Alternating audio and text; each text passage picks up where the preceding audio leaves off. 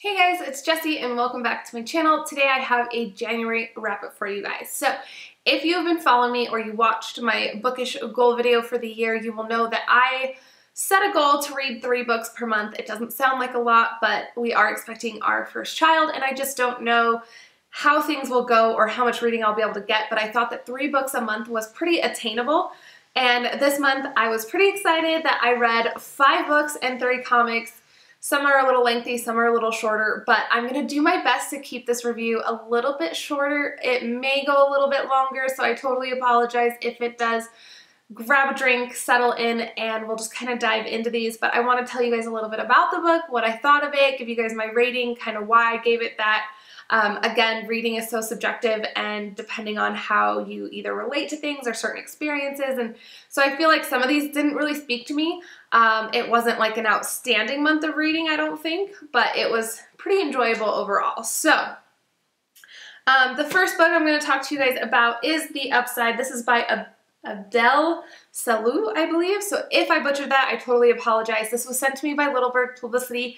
It is going to be released because originally it was written as You Changed My Life. So The Upside is actually going to be released on February 6th. It's also going to become a movie here with Bryan Cranston and Kevin Hart. I was told it was also turned into an adaptation over in Europe, and it's called The Untouchables. Amazon does have that for purchase or rent, so if I can find that link again, I will leave it below because I heard it was really, really good. So I'm looking forward to seeing that and then seeing the adaptation to this one as well. But this book basically follows our main character, Abdel, who grows up not in the best of circumstances. He doesn't do well in school. He is definitely like a thief in a pickpocket and ends up in trouble over and over again. And it wasn't until he's a little bit older, having to kind of fend for himself, that he ends up connecting and getting this job with a guy who needs a lot of help. So his character is actually a quadriplegic, and so Abdel comes in and is basically his nurse and kind of helps him get around, takes him to do things, different things like that. So it was really interesting to kind of see the evolution of Abdel's character, watching him go from someone who didn't really care about anything in life to actually caring about someone, and just seeing that kind of transition, which was really great. The one problem that I did have with this book is I didn't really relate a ton with the main character, only because I just felt like he was so nonchalant about everything. The writing itself and the way that it kind of came across, the character just seemed kind of bland and flat, and there wasn't a lot to it. So I felt like it was a good story, it just wasn't told in the right way. It wasn't like super like amazing to read. I didn't get pulled in. I just felt like it was okay. So for that reason, I gave it the 3 stars. I do think the movie is going to be a little bit stronger than the actual book, and I think that was just due a lot to the writing style. Just I wasn't a big fan of it. Alright, so I'm just going to keep going with my other 3-star reads. The next one is Your One and Only. This is by Adrian Finley, and I've had this for a little while. I got it last year at Y'all West, so I've had it for almost a year, and I finally picked it up. However, it is also going to be released on February 6th, so that is really exciting. And this is a little bit more of a like YA kind of sci-fi kind of a fantasy feel. And what happens in this book is we have 2 main characters, Jack and Althea, I believe is how you say it. And they're basically this whole world. So the human race had this virus that came through, wiped out the human race. In the last few people that were around, they were trying to figure out how to save the race and keep going, and they ended up coming up with this idea to have, genetically altered humans and turning them into clones so that they were absolutely perfect. They didn't get sick. They were the best of every gene and every, whatever. There were 9 different clones, and it was just a really interesting concept to kind of read about. It definitely reminded me of The Giver, so if you guys are into something like that, I definitely think you would enjoy this. It also had, between the 9 different models of clones, it kind of felt like the different fractions because everybody was good at one thing, so it's a little bit divergent in that aspect. But I think the thing that I really liked about this, I thought it was kind of not really quick paced, but it was definitely intriguing. I was curious about it. I continued to keep turning the pages. There's a small little romance in here. And I really did enjoy the characters. I wish we got to know them a little better. I wish the romance was a little more developed. There's also this concept of pairing within the models and within these clones, and I felt like that concept was brought up over and over again and not really explained as to why they do it, because they don't need to really do this pairing like ceremony anymore. And I just felt like it didn't really help propel the story forward or anything like that. And then towards the end, what stopped me from giving it 4 stars was the fact that it just wrapped up so quickly. They go on this little journey and all of a sudden it seems like they throw all these facts at you and then boom, it's over. There's really, like, the rest of the story, I feel like you get a chance to experience it, you kind of live through the characters, and then, like I said, towards the end it was basically storytelling and said, this is what happened, this is this, and then it ends. So I think for that reason it just didn't do enough for me. I was hoping for something else. It became a little predictable, so I ended up giving this, again, 3 stars. I wanted to love this a little bit more than I actually ended up doing, but it was still an entertaining, really intriguing kind of concept, so I liked that aspect, just I needed a little bit more from that ending. Okay, so for the last 3-star read that I had during the month of January, it is Match Made in Manhattan. This is by Amanda Stouffer. This was sent to me by Booksparks, so thank you guys so much for that. It was a part of their winter reading challenge, and I really thought this was a fun, kind of quirky, entertaining read. It was quick-paced, and what happens here is we follow our main character, Allison, as she ends this 3-year relationship with this guy, ends up back in the modern dating world, and ends up joining Match.com. She goes on all of these first dates. The guys end up becoming very repetitive. There's so many, you can't keep them straight. The first dates and the things that she experiences is hilarious. I definitely got a lot of chuckles out of it and just continued to like appreciate some of Allison's like values that she had and the morals and the fact that she stood up for herself and for her career and her, again, values. So I really appreciated all that. I thought the writing was okay, a little choppy in certain places. I didn't totally love Allison though. I felt like while she had some good qualities, I don't think she really, I mean, she almost kind of seemed to be a little bit more superficial on some of these dates. And so for that reason, on top of the fact that I haven't experienced online dating, I'm so thankful because it just sounded like quite the horror, although there are some really funny stories that come out of it. So that would be, again, entertaining. However, I just don't think this one was quite up my alley. Again, it was really enjoyable. It's a really quick, entertaining, quirky read. I gave it 3 stars. It's enjoyable. It just wasn't my favorite. It's not something I would probably want to pick up and reread right away, but it's definitely funny. Definitely fits Valentine's Day. So if you guys have tried online dating or anything like that, I definitely think you guys would get a little bit more of a kick out of this than I ended up. All right, so the next book is one that I really wanted to like, and I just didn't. It didn't sit well with me for a number of reasons, and therefore I ended up giving it 2 stars, which I find is very rare. I generally tend to stick somewhere between the 3 to 5 star range. I not very often do I find one that I'm just not really that happy with, and this was kind of one of them. It is Waco, a survivor's story, so this is coming out because of like the 20th anniversary of the event is coming up, and I didn't know a lot about this Waco event where there was a big standoff with the FBI and this group of like Davidans, they called them, and it was basically a cult even though they didn't like being called a cult. There was just so many intriguing things happening within this little realm of Waco, and I really wanted to like it. This is another nonfiction, so this is another memoir written by a guy who actually witnessed and survived the whole ordeal, and so I thought that it would provide a lot more like insight. I thought that it would have a little bit more of a storyline, and the fact that it bounced back and forth so often left me feeling like frustrated with the pacing of it all. I feel like there were so many like snippets kind of from everywhere, different quotes from different, whether they were people that used to be involved in this little community or it was people's thoughts and opinions. It was radio stations, news stations, FBI. Like, I mean, it had such a collection of like information that I felt like it ended up reading more of a textbook than the storyline. And what I was hoping for is to have David's start to finish of everything that happened through his experiences what he actually lived through, you know, some of the facts that maybe he did want to come and get across. But what I ended up just getting was just a lot of text-heavy stuff that just, honestly, I found myself not caring, wanting to put it down, but then I felt like, okay, maybe something's gonna happen, it's gonna change, I'm gonna regret if I don't finish this, and then I just kept going and was just let down by the end of it and just wasn't that happy with how it was, I guess, presented, because like I said, it just felt choppy all over the place, a little too text heavy. And so for that reason, I ended up giving it 2 stars. I just wasn't as wowed by this, even though I was so intrigued by the concept. I learned a lot. I feel like this is definitely an issue that needs to be brought out. I think there's a lot of social issues that we could kind of talk about and engage in.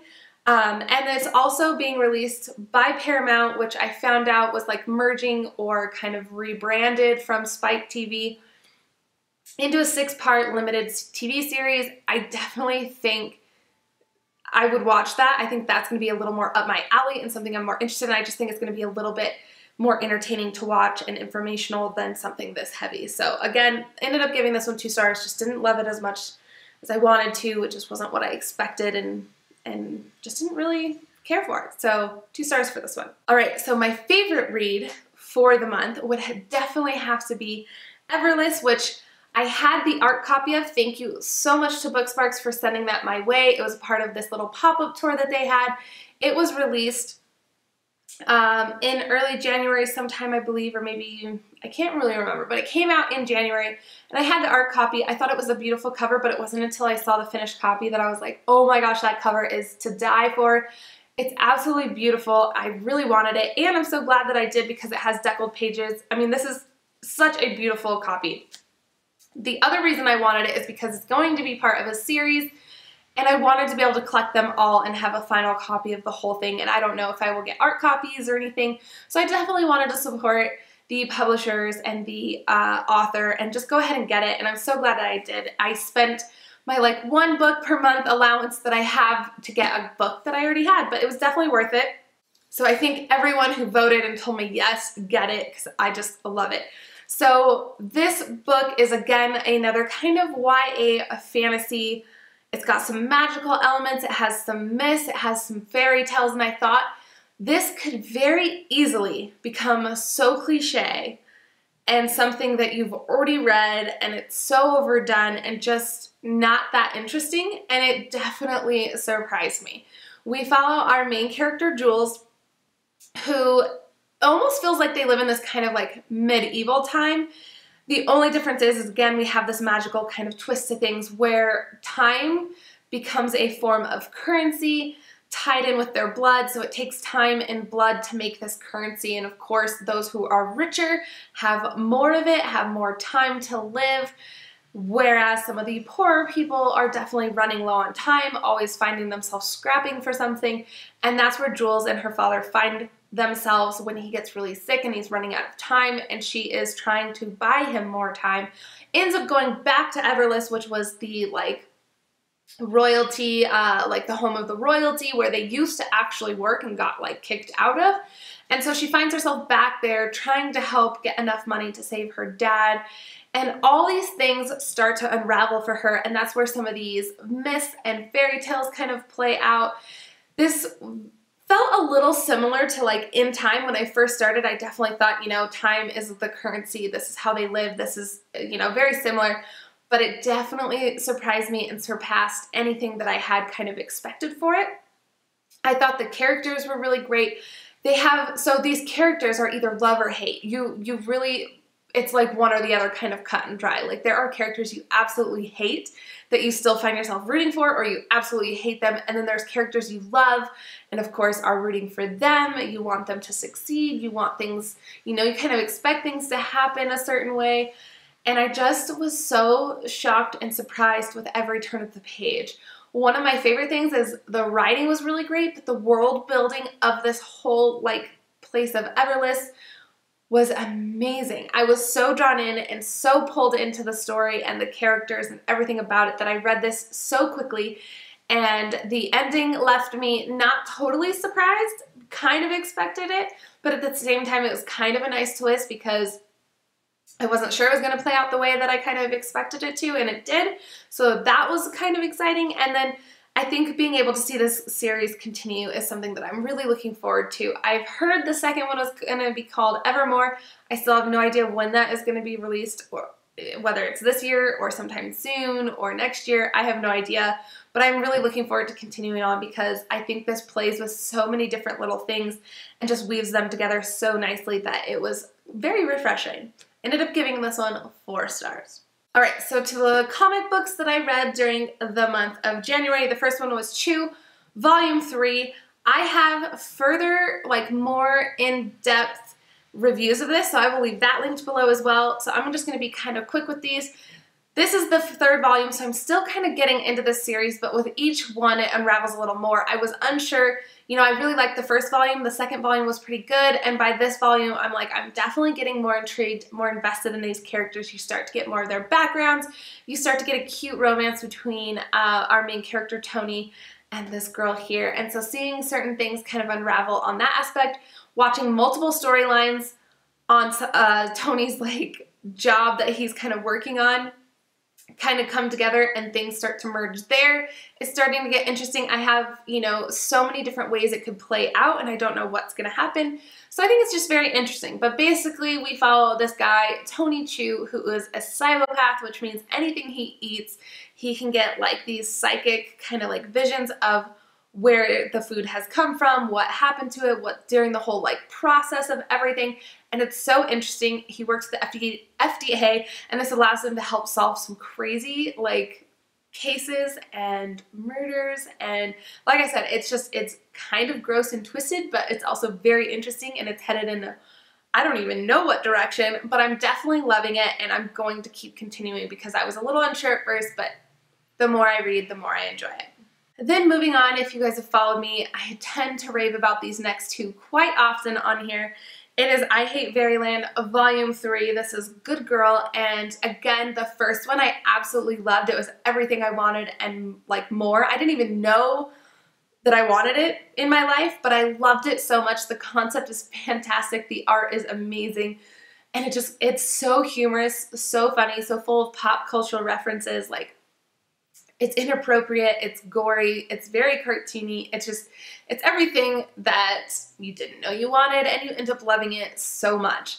The first volume was fantastic. The second one, I felt like there was so much building. There wasn't quite as much of the sassiness, of the adventure that I wanted, and so I gave that one 4 stars, and then we jump back into this one, and Gertie is even sassier, even more inappropriate, even more violent, and I loved every second of it. It is so funny. I think this one probably had me laughing the most. And again, there's more pop culture references that are just hilarious, and I have fallen in love with this series. I don't know how long this is going to go on, where Chew is 14 volumes in, so it's a long one. I don't know how far this is going to go, and I get so tired of waiting in between, but it's so worth it that it's honestly okay. But I gave this one 5 stars. The last one is definitely one of my favorite comic series ever. It is so amazing, and it is Saga. This is volume 8. It just came out in January, and I, again, love it. This story, we basically follow Alana and Marco, who are these star-crossed lovers from different planets who are at war. They have fallen in love, they had a daughter together, and they are being chased by both of their worlds.